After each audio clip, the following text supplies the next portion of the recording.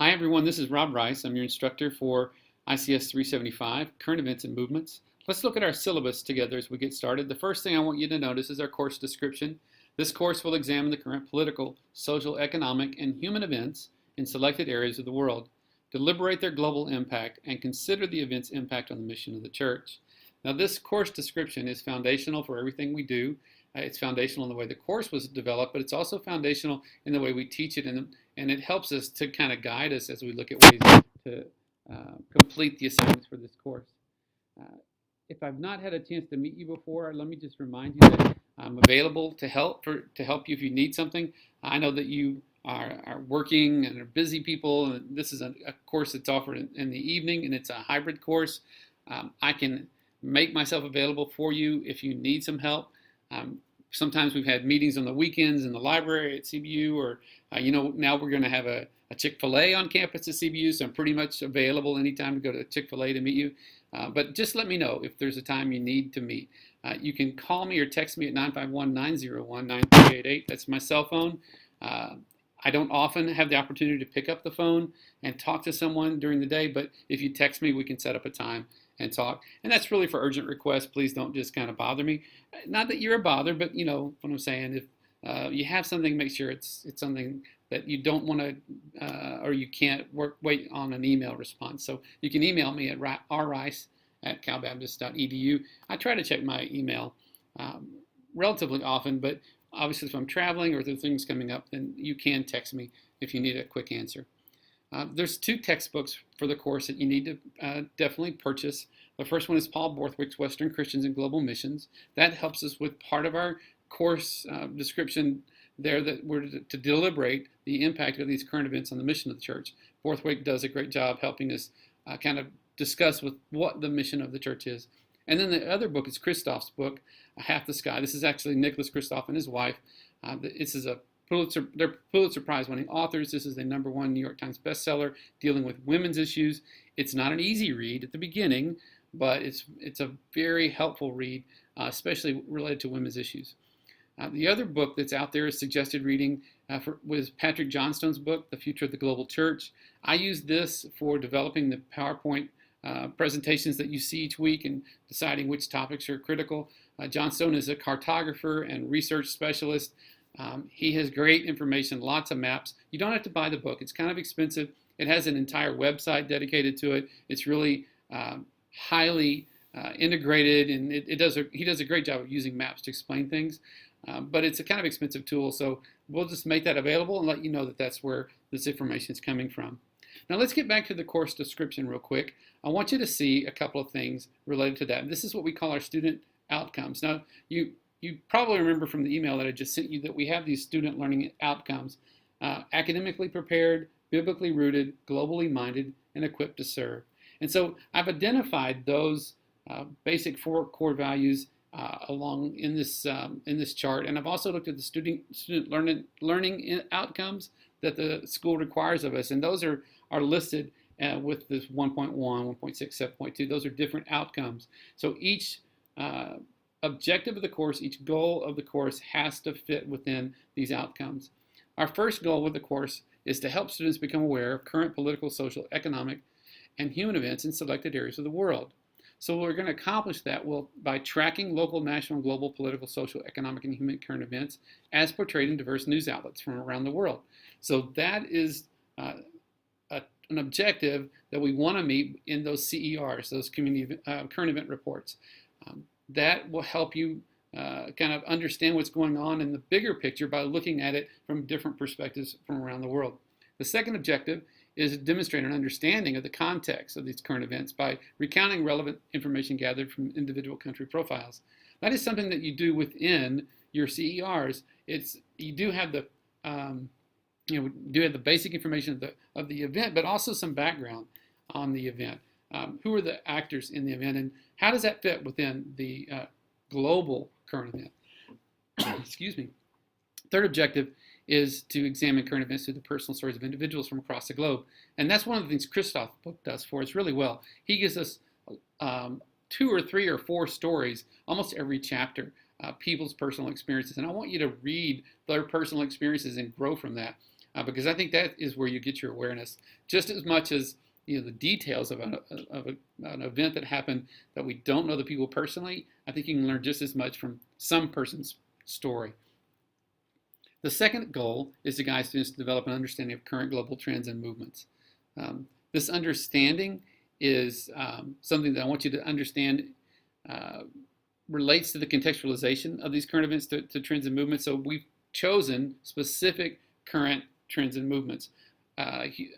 Water and energy resources is the first one. We'll look at climate change. We'll look at migration and all these different issues, because we don't want to only be driven by what's trending. We don't want to only be driven by maybe what the media thinks is important. We want to look at some bigger stories, right? So contextualizing means seeing that current event in light of the bigger picture, okay? And that's what we provide with the PowerPoint presentation and weekly in class. The next thing is you examine global trends and movements as they apply to specific regions of the world. You'll be looking for news sources from California, which is sort of our perspective, and then you'll be looking at from Latin America and Africa and Europe and Asia and the Middle East.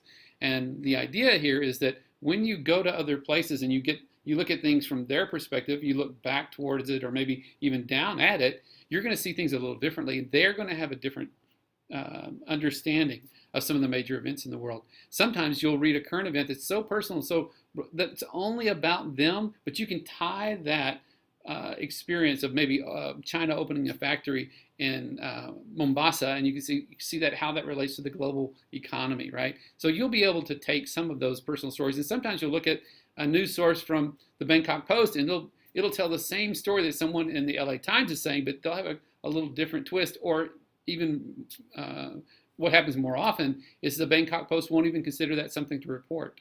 And so something that we may think is critical, other parts of the world may see it as, what's the point there? The third goal is the third objective is to present a comprehensive analysis of current events that relate to current global trends and movements. And this is what you'll be doing in your 2 video presentations. You have a midterm and a final video presentation.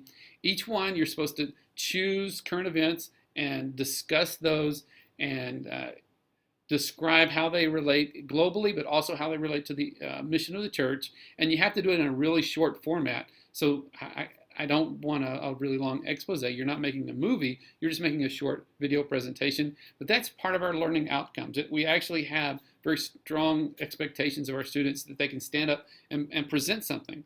And so you have to show yourself on the video. You have to talk. You have to look at the camera. You have to have a script. You have to do this and do it well. So that is a cornerstone for the course here. Third goal, to strategize how you personally and the church can respond to current global trends and movements. So the first thing is to identify biblical responses, and Borthwick helps us with that. And then our discussion board questions are often related to that. And secondly, to articulate your personal response to global trends and movements. And that's, again, Borthwick will ask you questions and he'll say, from your group or from you, how would you do something? So it's that personal response is something that we want you to be able to articulate. We want you to be able to define for yourself and hopefully evaluate in line of biblical worldview and biblical perspective. So those are the things that we're trying to get to. Those are our goals and objectives. Now look at the assignments real quickly. Borthwick's book, each chapter has questions at the end. It's sort of like a guided essay. You've got 3 or 4 chapters to cover each week in this first 3 weeks, and you write the question, write your response, a sentence to 2 paragraphs, nothing more than that, but make sure that you write it from your personal reflection. The next one in the second half of the course is Christoph's book. You'll be looking at character stories 2 each week, and you'll discuss lessons that you've learned from that person's story.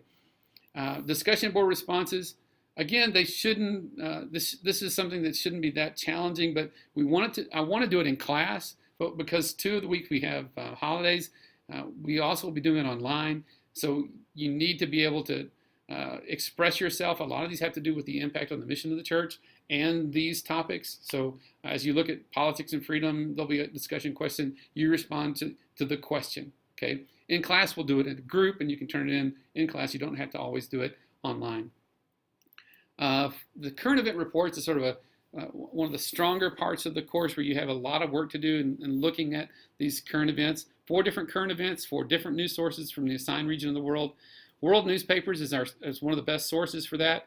You can also go to bbc.com/news/world, and within that there are countries profiles. In a country profile, one of the things that will list is media, and within media it gives you English language news sources. So that's a real easy way to find English language news sources.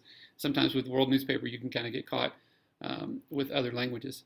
And then we also have a Twitter feed. You can sign on CBU ICS 375 with the password current events, and you can follow different news sources, and that's what I've done for you. I've picked a lot of them that are coming up throughout the class and people use, but maybe you find one you want to follow on Twitter. And Twitter is something that we check regularly, and that I check and kind of put together our weekly current event report in our lectures from our Twitter feed.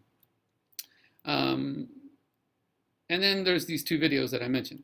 4 current events from the previous 4 weeks, and you have to be able to tie it together. How it relates to the trend and how it impacts the mission of the church. 8 to 9 minute video. Don't go too long. Cover the events. Make sure you make a script, okay? Because without that, you just go freestyle. It's crazy, okay? And there is a rubric for that, okay? The other thing is, of course, points. Everybody's mostly interested in points at times. I understand that. Current event reports are, 25% of the class, 24% of the course. Discussion board, 120. Borthwick and Christoph stories are 50 points each week. And then the midterm and the final, they're 170 points, okay? This is a scale. Now, here's the thing about the scale. There's no rounding in my scales. I can't be held accountable for helping you with the last 5 points you need to make the next grade. It's just going to be 930 gets 100, or gets an A, sorry. 929 gets an A minus, okay? It's just math. The course schedule, you'll see that the discussion board responses are due on week 3, on day 3, sorry, unless we're doing them in class, depending on your class date. Ours is Monday, so we want to do them on Monday in class, but if you can't, you have to do it online by day 3.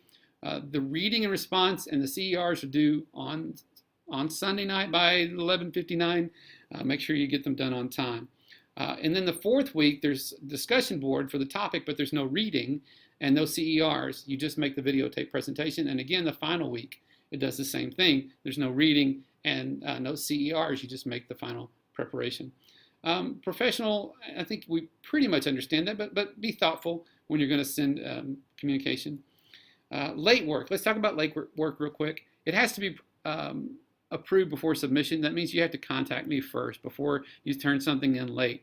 Now, if it's 1 a.m. in the morning, send me an email. But what I wanted to know is, why is it late? What's going on?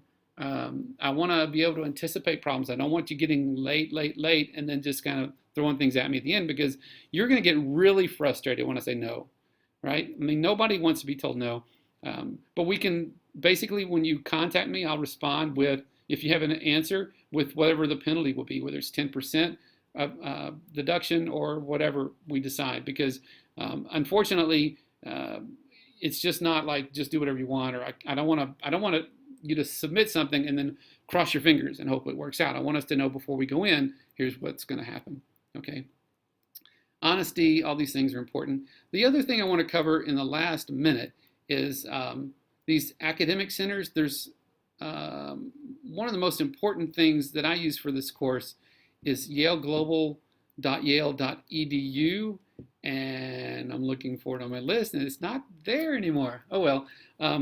But yaleglobal.yale.edu, well, there it is. But it says it's under Belfer. Somehow it got messed up. So I'll edit that and change that. But yaleglobal.yale.edu, you see at the end of Harvard University, which of course would make Harvard really mad. But that magazine is sort of what I use for a source for the topic. So I go to that magazine, I look at their topics, and their definitions are really helpful for you when you're going to explain the impact on a global, an event upon a global trend or movement. So they have what they call topics in their magazine, and you can see their description, and they're going to have current stories of what's going on. Now, these will be from academic sources, not sources that you're going to be using, but they really help you make good decisions and to show in your presentations what what it looks like, or what what it looks like compared to the that local story compared to the global trend and movement. So I'll check and I'll change the typing here, make sure this looks a little better.